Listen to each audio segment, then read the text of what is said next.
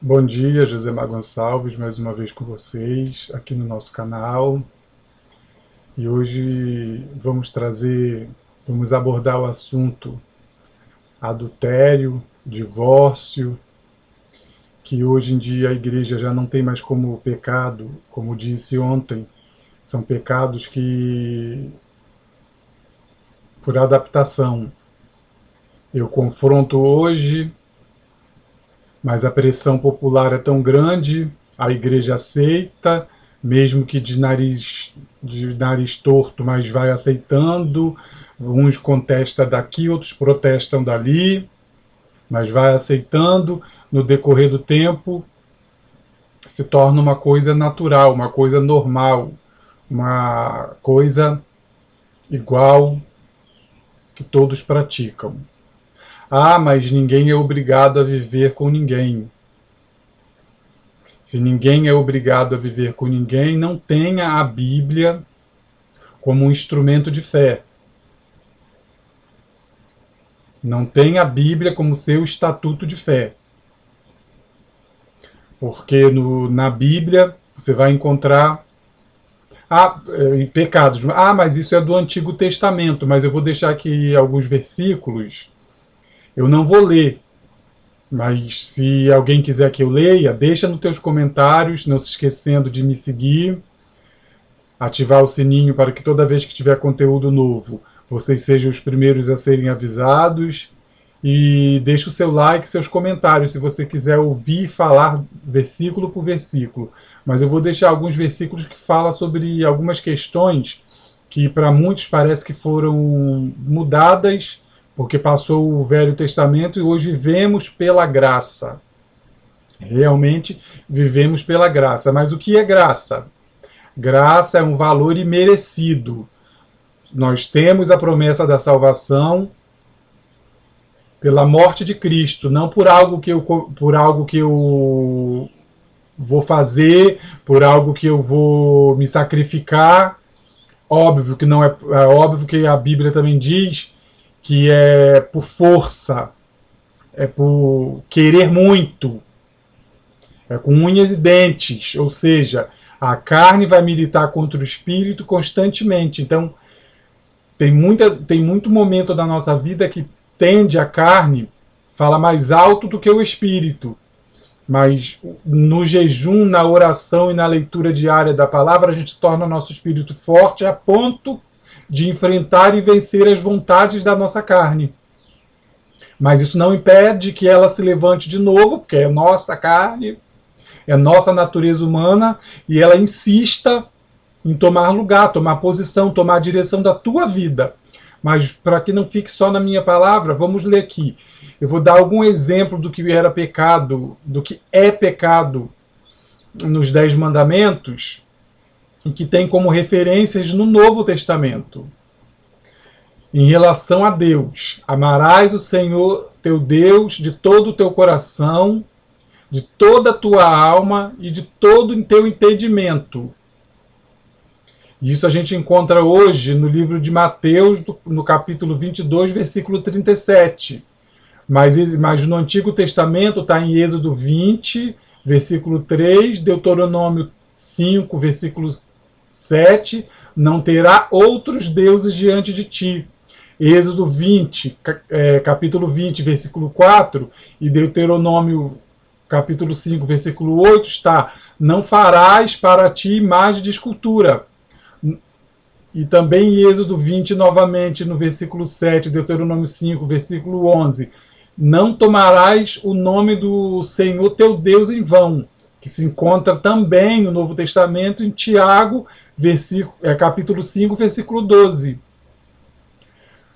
Mas os outros que eu li anterior, você pode pegar por referência, tem em 1 Coríntios capítulo 8, versículo 4, Atos 14, versículo 15, Gálatas, carta de Paulo, cartas paulinas aos Gálatas, no capítulo 5, do versículo 19 ao 21, aos Romanos, capítulo 1, versículo 22, versículo 23. Mas o que eu quero trazer hoje é sobre o adultério, o divórcio, e que hoje precisa ser levantado novamente, porque em Êxodo capítulo 20, versículo 14, Deuteronômio 5, versículo 18, está: não adulterarás.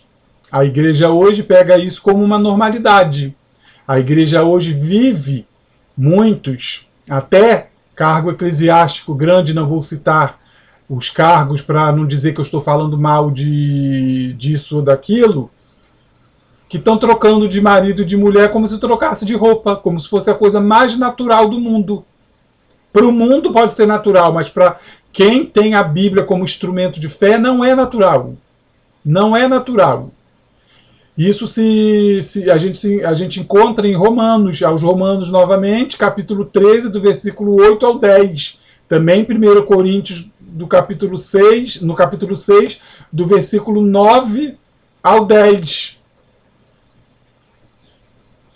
Então não está restrito ao Antigo Testamento.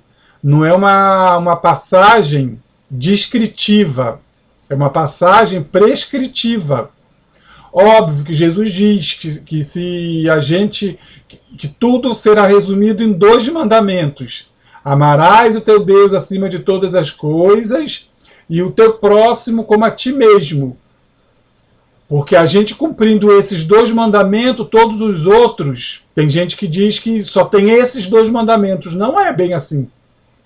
Você cumprindo esses 2 mandamentos, os outros serão muito mais fáceis. Porque se eu consigo amar os defeitos eu consigo amar as outras pessoas com os defeitos que ela tem, igual eu amo a mim, tendo consciência de que eu também tenho defeito igual a elas, os outros mandamentos se tornam fáceis. Se eu não crio outros deuses para que eu adore, eu não procuro na obscuridade outros deuses para que eu adore, vai ser muito mais fácil eu cumprir os 10 mandamentos. Vai ser muito mais fácil eu estar inserido nos 10 mandamentos, inserido no contexto de seguir os 10 mandamentos. Uma coisa é o que eu penso, outra coisa é o que está escrito. Uma coisa é o que eu tenho por interpretação aleatória, para que eu me encaixe, de certa forma, imprensado ali dentro daquela interpretação que eu aleatoriamente preferi acreditar. Outra coisa é eu pegar o que está escrito e eu tentar me encaixar naquilo. Porque as escrituras, ela não foi feita para se adaptar ao ser humano. O ser humano precisa se adaptar ao que está escrito.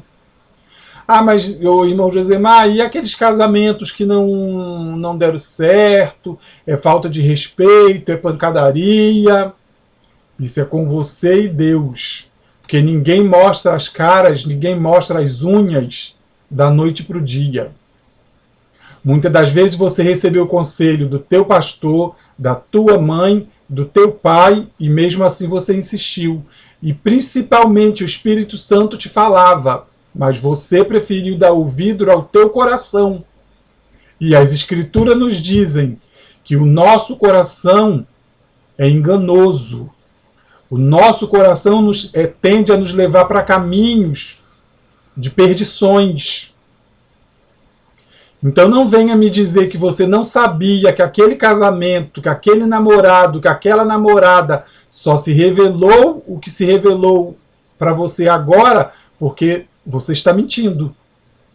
Desde lá do namoro, desde lá que você conheceu na festinha ou na cantina da igreja, no decorrer de alguns dias, algumas semanas, alguns meses, você já começou a perceber. Mas você ficou com aquela consciência sua dizendo: ah, mas vai mudar, eu vou orar e vai mudar. Se a pessoa não se converter de verdade ao Senhor Jesus Cristo, não são suas orações que vai fazer ela mudar, não. As suas orações podem direcioná-la a encontrar Jesus Cristo. Agora, fazer ninguém mudar, ninguém tem o poder de mudar, porque a palavra diz, nós vivemos debaixo de uma palavra. Nós vivemos debaixo de uma palavra. E essa palavra diz: se o Filho do Homem não vos libertar, se o Filho do Homem vos libertar, verdadeiramente sereis livres. Se o Filho do Homem vos libertar. Mas como que o Filho do Homem vai libertar uma pessoa que não dá ouvido ao Espírito Santo? Não dá crédito ao que ouve. Não dá crédito aos cultos de doutrina. Doutrina não se chama doutrinação. Doutrina se chama ler as Escrituras e ensinar o que está escrito para que você ande nos trilhos, para que você não se desvie nem para a direita nem para a esquerda, para que você tenha uma vida boa. A Bíblia não é escrita para doutrinar ninguém, para botar viseira em ninguém. Se você for prestar atenção nos mandamentos, das Escrituras, se você for dar atenção aos ensinamentos das Escrituras, as Escrituras só diz para você não fazer aquilo que você lá na frente vai se dar mal. Por que tem muita gente hoje em dia que estão com doenças incuráveis? Não vou dizer o nome para não dizer que eu estou julgando. Está com doenças incuráveis. Porque não ouviu as Escrituras, usou o seu corpo do jeito que quis usar, do jeito que te dava prazer, do jeito que você pensou que era o correto, do jeito que você preferiu, vamos melhor dizer, você preferiu acreditar. Não se precaveu. Você sabia como se precaver, mas não se precaveu. Não seguiu os conselhos médicos. Agora, não pode culpar ninguém, não pode culpar a Deus. Ah, Deus, me cura. Ah, Deus, eu estou assim. Você come. Tudo que você vê pela frente, você come. Obeso. Diabetes. Tem a diabetes, que é genética. Não sou médico, mas trabalho no meio de médicos. Tem diabetes que é genética e tem diabetes que você se destrói. Se você ia contrair ela com 50, 60, 70 anos, você contrai com 20, com 30. Entope teu organismo de açúcar. Teu pâncreas fica sobrecarregado. Entope teu organismo de gordura. Teu fígado não consegue filtrar. Aí depois vai querer culpar a Deus. Aí depois a gente vai para o joelho, vai para o jejum, vai aos montes orar, pedir por misericórdia, porque Deus é misericordioso. Muitas das vezes Ele cura muitas dessas pessoas, sim, cura. Por misericórdia, não é por mérito de ninguém. Por misericórdia. Clama, pedir, dá-se-vos-á. Olha o termo, pedir, não é uma vez, é pedir.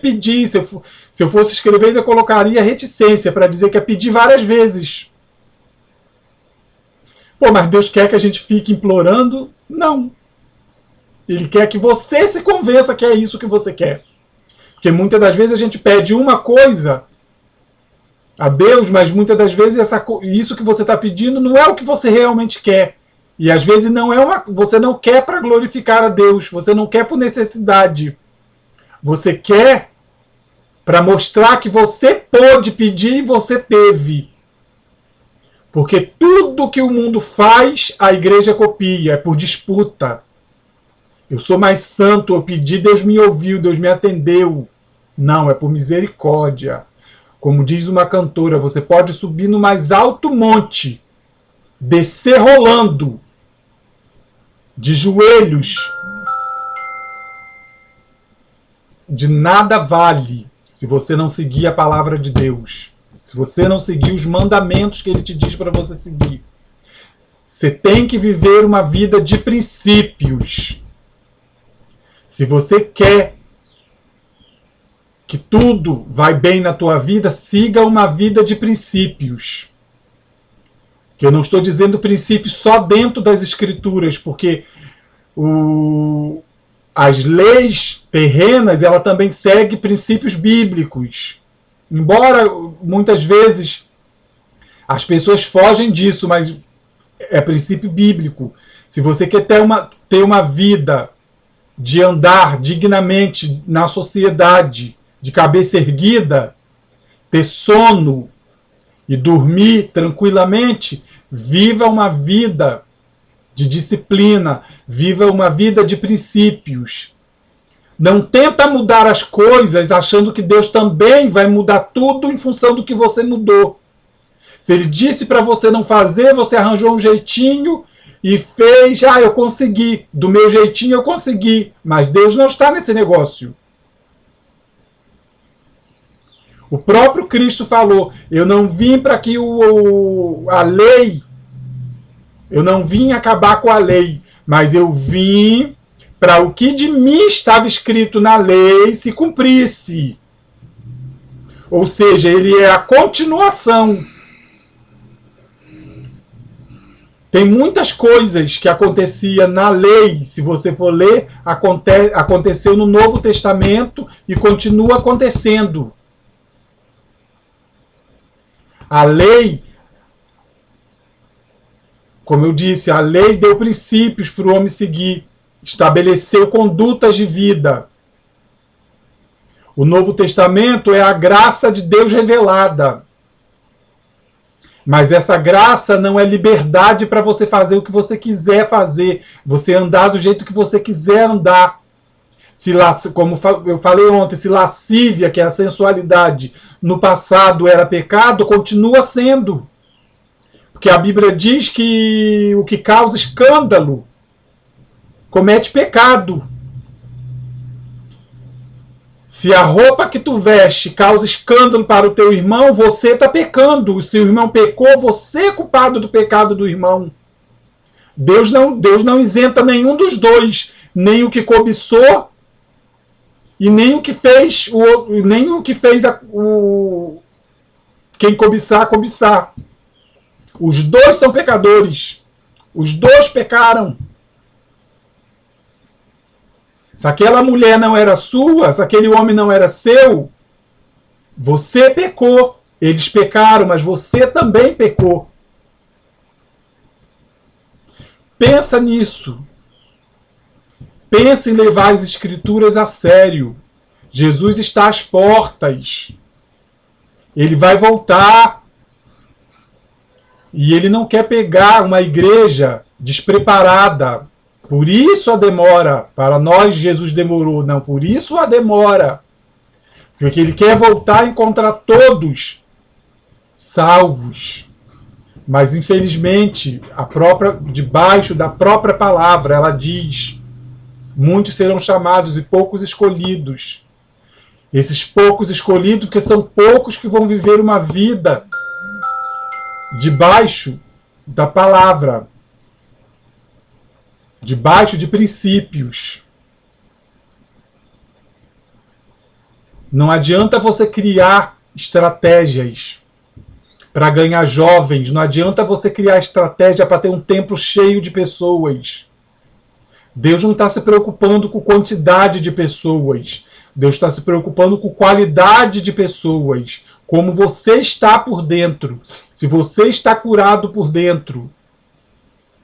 Se você reconhece tudo que ele fez, se você reconhece quem ele de fato é o Deus Todo-Poderoso, que ele não precisou de nada aparente para trazer nada à criação, ele criou do nada. Mas quem criou o nada? Isso não nos importa quem criou o nada e por que tudo veio a existir. Existe. Podem procurar, pesquisar, cientista nenhum do planeta vai descobrir da onde Deus veio, como tudo se formou. Existem especulações, mas confirmação não existe. E nunca existirá. Nunca existirá. Então vivamos uma vida regrada, vivamos uma vida com princípios. Existem templos e templos. Se você não se adequa a um, tem outros. Você não vai poder chegar diante do tribunal e dizer: mas aquela igreja era assim, aquele templo era assim. Tinha outros. Porque Jesus não vai salvar bandeira. Metodista, Assembleia, Presbiteriana, Maranata, Universal e fora. Não, Jesus vai salvar pessoas. Pessoas. Aqueles que estiverem vivendo em sinceridade. Curta, deixa o teu like e o sininho para que você seja notificado. Que essa palavra abençoe a tua vida hoje. Eu creio que se você está ouvindo, em nome de Jesus, a tua vida vai mudar. Você vai encontrar no fio da meada o caminho para você continuar trilhando o caminho certo. Se você está vivendo uma vida sem princípios, você vai começar a viver uma vida com princípios. É da noite para o dia? Não é. Mas o importante é tentar. Não é tentar, caiu e continuar caído, não. É se levantar. Tem uma música que diz, se não dá para andar, se não dá para correr, ande. Se não dá para andar, se arraste, mas não fique no mesmo lugar. Não fique no mesmo lugar. Em nome de Jesus, que tua vida seja abençoada, teus olhos espirituais sejam abertos, que a palavra confronte sim o teu coração. Confronte sim a tua vida, porque é a palavra que diz. Não sou eu, Josemar, que estou dizendo, a palavra diz. Então que ela confronte sim as tuas verdades, as tuas convicções, o que você tem como princípio, como critério para viver. Que a palavra venha te confrontar nesta manhã e que você se desperte enquanto é tempo. Porque a noiva, o noivo, breve vem buscar a noiva. Você conhece a parábola das 10 noivas. Desculpa. A parábola, na verdade, não fala das 10 noivas. A parábola fala das 10 virgens. Porque no costume de Israel, essas virgens, ela servia de acompanhante do noivo. Porque no Brasil, as madrinhas seguem,